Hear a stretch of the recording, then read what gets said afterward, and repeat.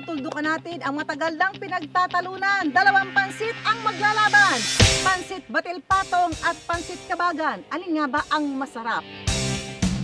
Ang huhusga, si Maring Susan at si Mars. Simulan na ang laban.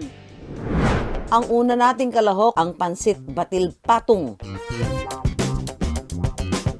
Alam niyo ba, ang batil sa Pansit Batil Patong ay sabaw na inihahain kapares ng pansit na ang ibig sabihin ay binating itlog.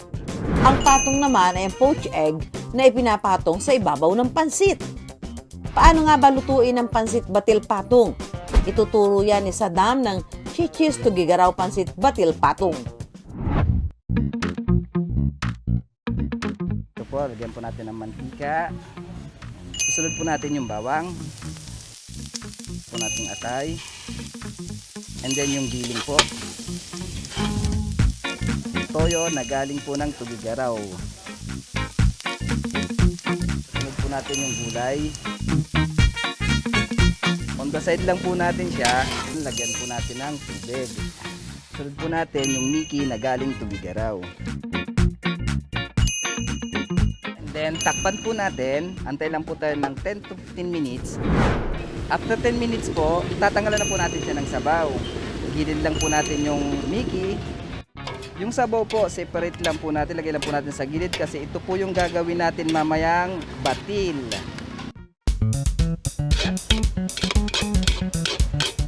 Ready na ang pansit, pwede nang mag-plating. Ipatong ang poached egg, pati na ang mga sahog. Para sa special orders nilang Lodi, may toppings itong chorizo, karahay o kung tawagin natin ay bagnet at chicharong bulaklak.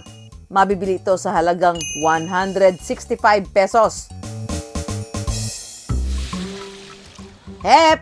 Hindi pa tayo tapos dahil mayroon pang batil. Sa parehong kawali, ilagay ang sabaw na pinaglutuan ng Miki. Maglagay ng kaunting asin, batihin ang itlog kasama ng sabaw.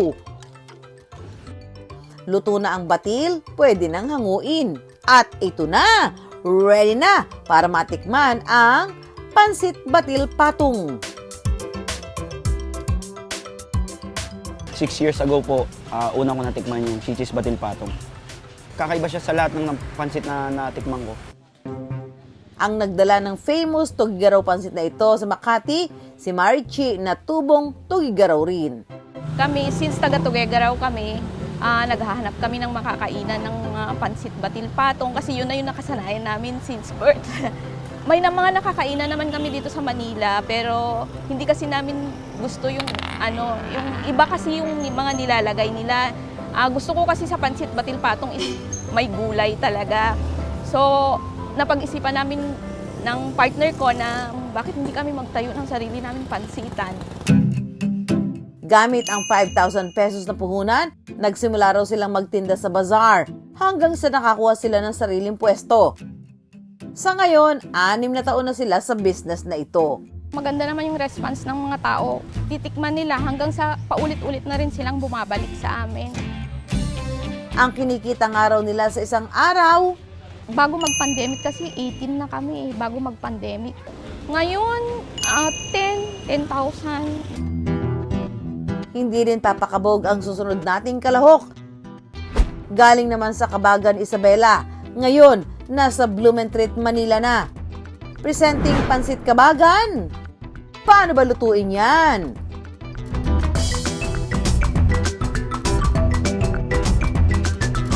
So first, pakuluin po natin yung beef broth.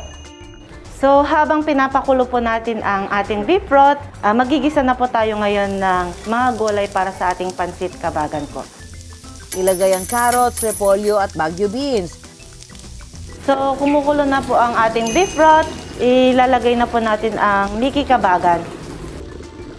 Malalaman po natin ang Miki po pag once naluto na, pag na po siya, malapot na po siya. Handa na ang Miki, hindi kailangang alisin ang sabaw dahil sa Pansit Kabagan, kasama talaga ito.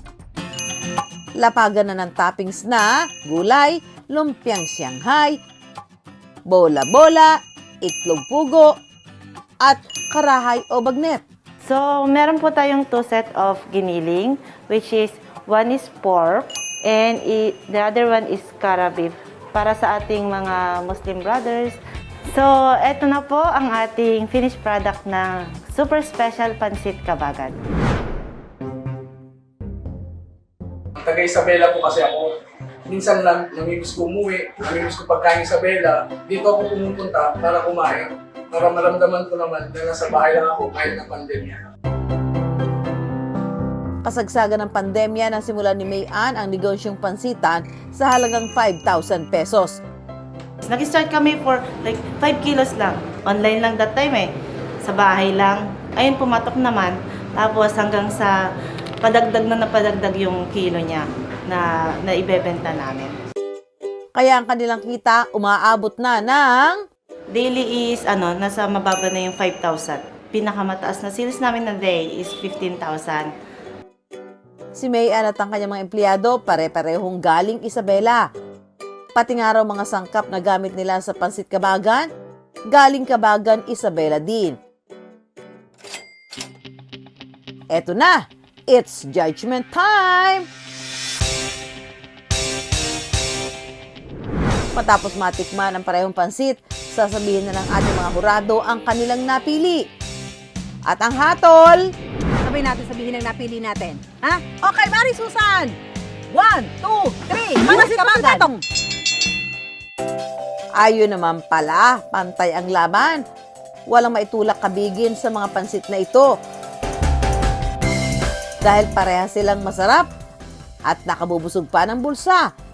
Patunay na tayo mga Pilipino, pagdating sa pagkakakitaan, hindi natutulog sa pansitan.